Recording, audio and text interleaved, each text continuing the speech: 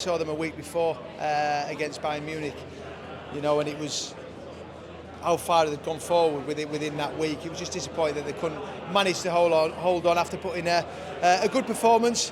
Yeah, and Cristian Romero has obviously been made the captain, and Boostley looks like he's staying as well. Now he's been made the captain.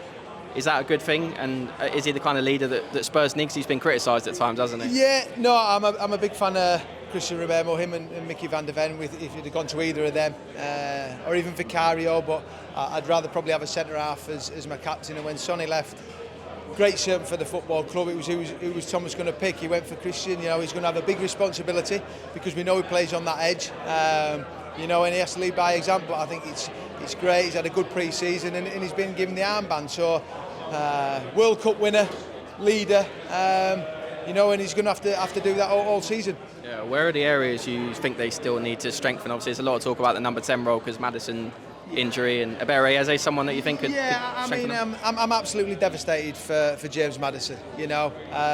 When he plays, top player. He picked up a few injuries end of last season. He's come back ready for the start and then picks up an ACL injury. So, no one will be as more gutted as what he will feel, after doing the pre-season. And I think with Kulusevski out as well, Sonny leaving, so I think it's a position that, listening to Thomas Frank, he realises that they have to strengthen because you certainly lost James, who would be he's a massive asset in that 10 position, and with the Champions League, so many competitions, so many games, I'm sure they will be looking to strengthen in that area.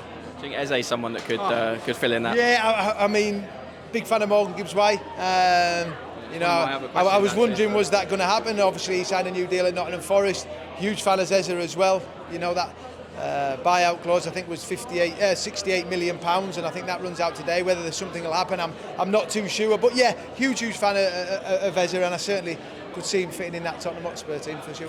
Just finally, what do you think Thomas Frank has to achieve to make this a successful season for Spurs? Obviously, trophy win last season, but the league form is so bad, it's obviously quite hard to judge. Yeah, I think everyone involved with the football club will realise that a 17th finished place was just not acceptable for a club of Tottenham Hotspur, and the owner and the chairman made that decision to get revenge on the back of winning a Europa League after many years. So the league position wasn't good enough, but he got a trophy.